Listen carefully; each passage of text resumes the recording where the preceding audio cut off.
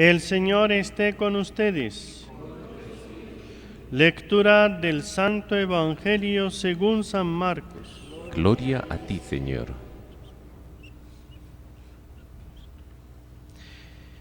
En aquel tiempo Jesús se retiró con sus discípulos a la orilla del lago, y lo siguió una muchedumbre de Galilea. Al enterarse de las cosas que hacía, acudía mucha gente de Judea, de Jerusalén y de Idumea, de la Transjordania, de las cercanías de Tiro y Sidón. Encargó a sus discípulos que le tuviesen preparada una lancha, no lo fuera a estrujar el gentío. Como había curado a muchos, todos los que sufrían de algo se le echaban encima para tocarlo. Cuando lo veían, hasta los espíritus inmundos se postraban ante él, gritando: «Tú eres el Hijo de Dios». Pero él les prohibía severamente que lo diesen a conocer. Palabra del Señor. Gloria a ti, Señor Jesús. Tomen asiento, queridos hermanos.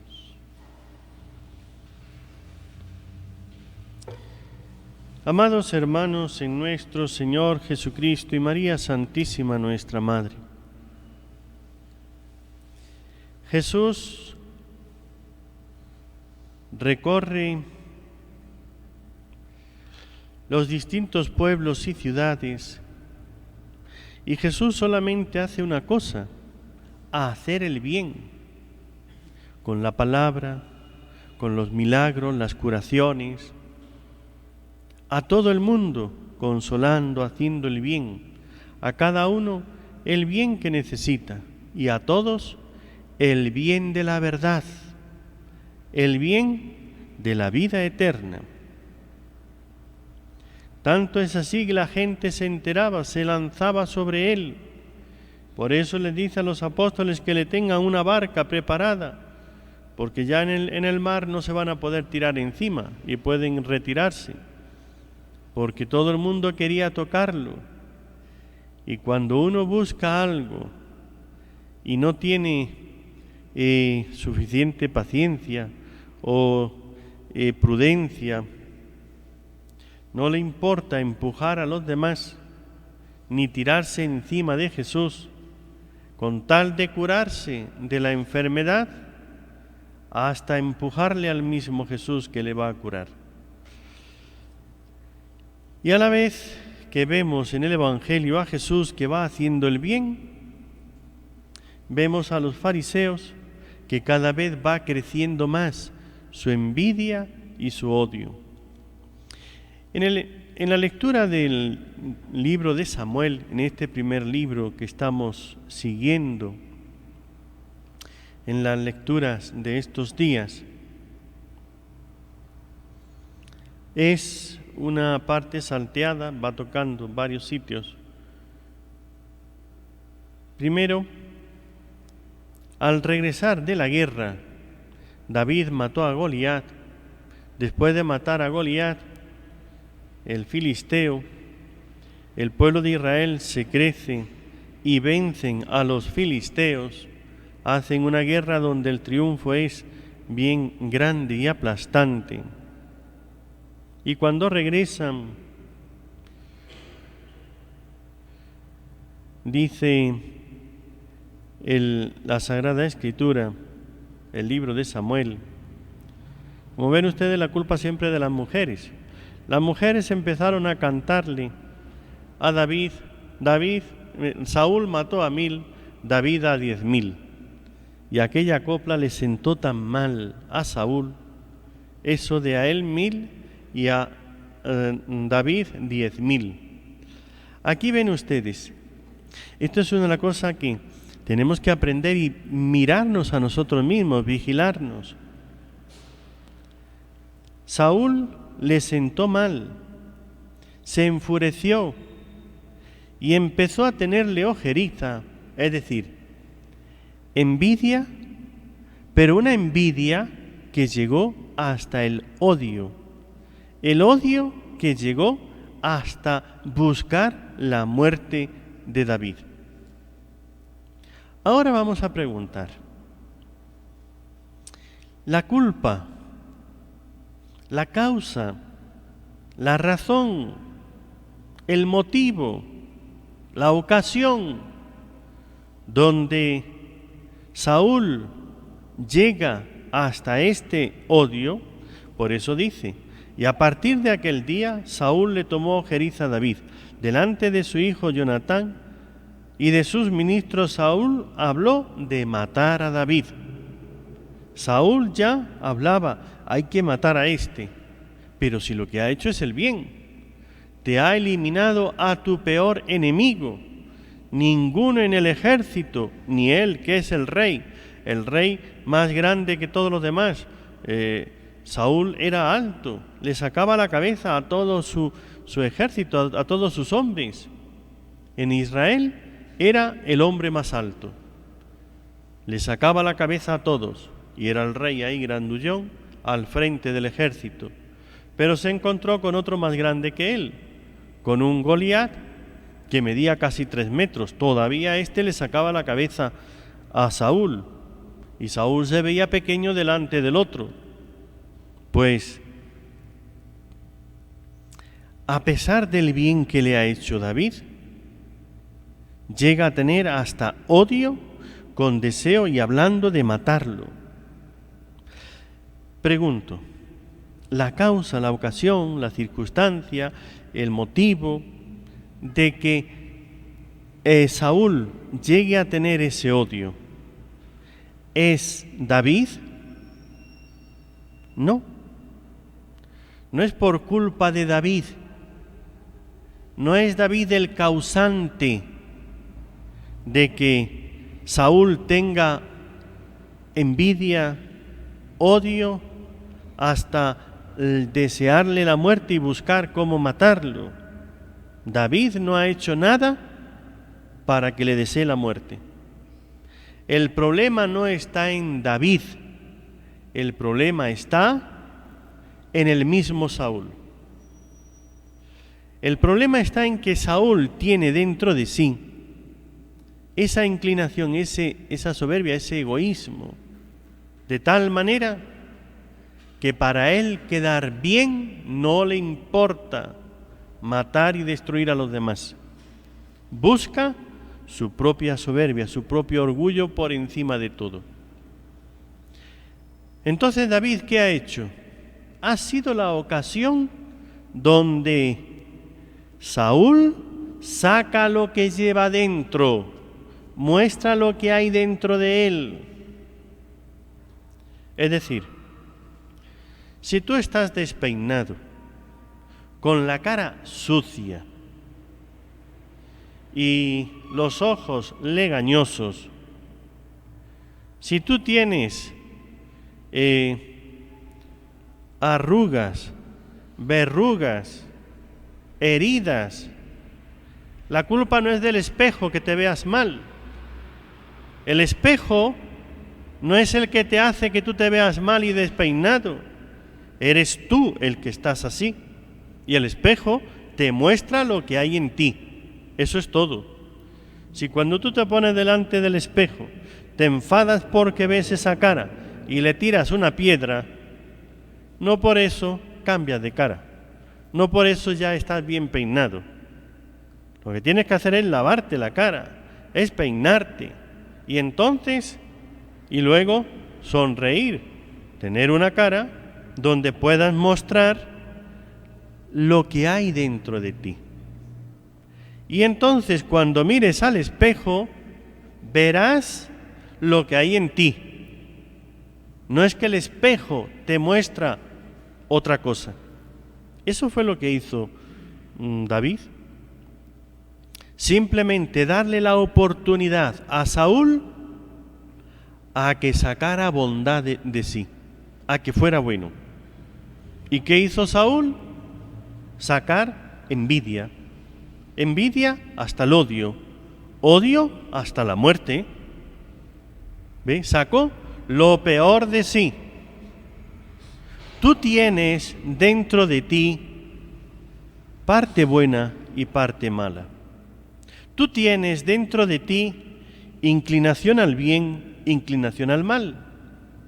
Las ocasiones, las tentaciones, las situaciones en las que te ves no son las que te hacen malo o bueno, son las que te ponen la ocasión para que tú saques el bien o el mal de dentro de ti.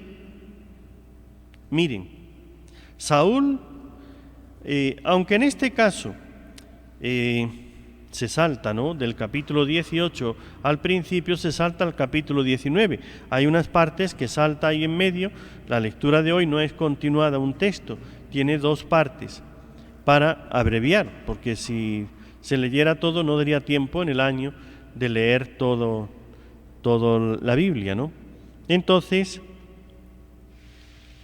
Saúl empieza a buscar a David para matarlo. David se escapa. Después Jonatán habla en su favor y empieza a defenderlo.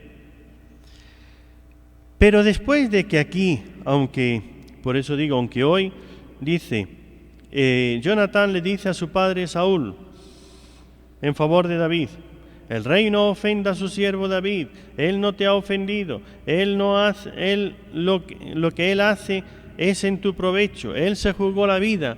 Entonces le da razones y el otro se calma por ese momento. Pero después David sigue allá en el palacio y entonces Saúl otra vez empieza la envidia pasa a odio, el odio a criminal, a desearle la muerte, y entonces intenta matarlo, trata de matarlo.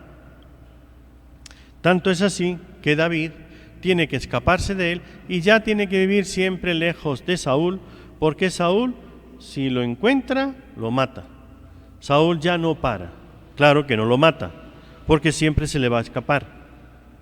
Fíjense la diferencia. Aquí tienen ustedes a Saúl, que tiene el mejor de los generales. ¿Quién es? David. David va a ser después el rey de Israel. Pero David es un hombre noble. David de tal manera se porta que siempre procura el bien de Saúl. Más adelante lo va a decir, que en alguna ocasión, mañana, sale en la lectura del primer libro de Samuel también, que Saúl entra en una cueva y David estaba dentro. Podía matarlo allí porque lo tenía solo, sin ejército, podía ahí mismo matarlo y le perdonó la vida. Pues él era noble. Fíjense la gran diferencia. Saúl hubiera ido la cosa muy bien si él desde el principio hubiera dicho, David es muy buen general, vale para dirigirlo, voy a ponerlo al frente del ejército y que él salga y así que él siga teniendo victorias. Y si lo hubiese puesto como primer ministro del reino, como jefe del ejército, hubiese progresado Saúl grandemente y él no tendría que salir al frente a jugarse la vida en las guerras, porque David le hubiera alcanzado las victorias y Dios le hubiera bendecido por ahí. Como por ejemplo tienen ustedes, y esto sí que lo conocía Saúl, él podía haber aprendido la lección. ¿Qué hizo el faraón de Egipto cuando encontró a José, que le dio un buen consejo, que le dijo lo que iba a pasar, le hizo de profeta y además le dio la solución? En vez de tener envidia de José, el hijo de Jacob, ¿qué hizo? Lo puso al frente de Egipto, hizo que Egipto progresara, que saliera de la hambruna que venía, los 7 años aquellos de penuria que venían, que gobernara todo el pueblo, que creciera en riqueza Egipto.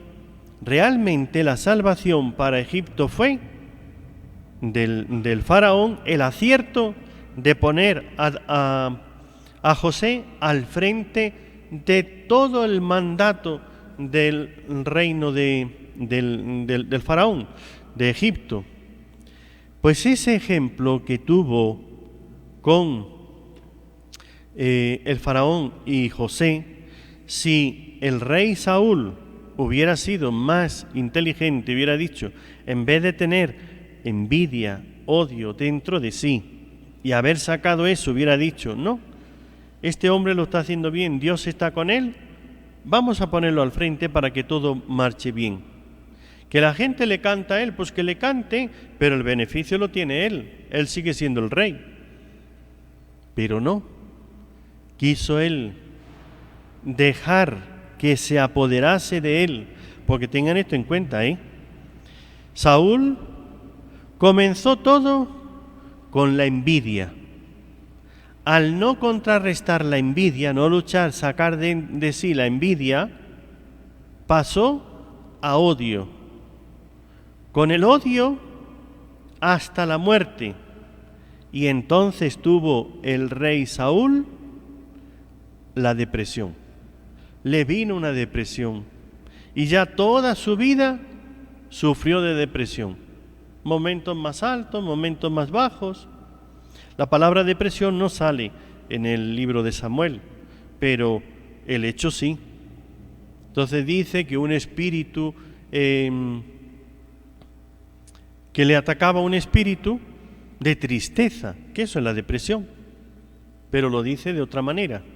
Pues a partir de aquí, por dejarse llevar de la envidia y del odio, lo único que consiguió el rey Saúl fue tener depresión tras depresión. Y se quedaba muy triste, se quedaba allí en el palacio que nada le alegraba, y solamente llamaba a David para que le tocara el arpa, y David, cantando y tocando el arpa, le cantaba canciones, porque David es el que ha compuesto muchos de los salmos. Entonces, con oraciones, alabando a Dios, tocaba la música, y con esto, con esas canciones religiosas y canciones suaves y esa música, lograba sacarle a Saúl la depresión. Pero Saúl volvía otra vez a empezar a pensar en lo mismo, se volvía otra vez a darle vueltas otra vez a la tentación de la envidia y del odio, y otra vez caía profundamente en la depresión. Y una y otra vez, y una y otra vez. Y toda su vida fue así, sufrir por eso. Hubiera aprendido la lección del faraón de Egipto con José, y le hubiera ido a Saúl muy diferente, totalmente diferente. ¿Aprenderemos nosotros la lección o repetiremos nosotros la desgracia? Miren, ¿para qué están estas historias? Son realidad, esto ocurrió. ¿Para qué están estas historias escritas? ¿Para que las repitamos o para que aprendamos de ellas? No dejes que entre la envidia en tu corazón. ¿Ven ustedes a Isabel y la Virgen María? La Virgen María se alegra profundamente, nada de envidia, de que su prima Isabel haya concebido milagrosamente, no por obra del Espíritu Santo, sino porque ya no tenía la edad, ya era estéril. Hizo Dios un milagro que naturalmente, pero superó la dificultad y tuvo un hijo, aquel hijo grande que iba a ser después Juan el Bautista, el precursor del Mesías, del Señor. Pues cuando Isabel llega María a visitarla, se alegra profundamente de que María sea la madre del Señor, una mujer más grande que ella, y que le haga a Dios un milagro más grande todavía que a ella, y en vez de tener envidia, simplemente se alegra profundamente. Y ven ustedes, Saúl cae en depresión. La Virgen María e Isabel se llenan del Espíritu Santo. Tú tienes dentro la tentación, tú tienes dentro la pasión, tú tienes dentro la inclinación para el bien y para el mal. depende de ti. Si te dejas llevar de las envidias, si te dejas llevar de rencores, si te dejas llevar de pasiones y caes en el odio, tendrás depresión, tristeza, sufrimiento toda tu vida. Pero si haces como la Virgen María y en vez de seguir a Saúl o aprendes del faraón de Egipto, tendrás bendición de parte de Dios. Cuando uno ve el bien del otro y se alegra profundamente como la Virgen María cantó esa alabanza a Dios porque hizo obras grandes. ¿En quién? En su prima Isabel, también en ella. Pero se alegró. Isabel cantó a María porque había creído, la mujer de fe, porque Dios la había bendecido, y no hace más que darle bendiciones a la Virgen María. El Espíritu Santo las llenó a las dos de alegría profunda. Empezaron a profetizar, quedaron sus palabras escritas y son benditas las dos por toda la eternidad. La diferencia está en esa lucha interior. Déjate de envidias, de rencores, de resentimientos. Alégrate del bien que Dios hace a los demás y ese bien redundará también en bendición tuya.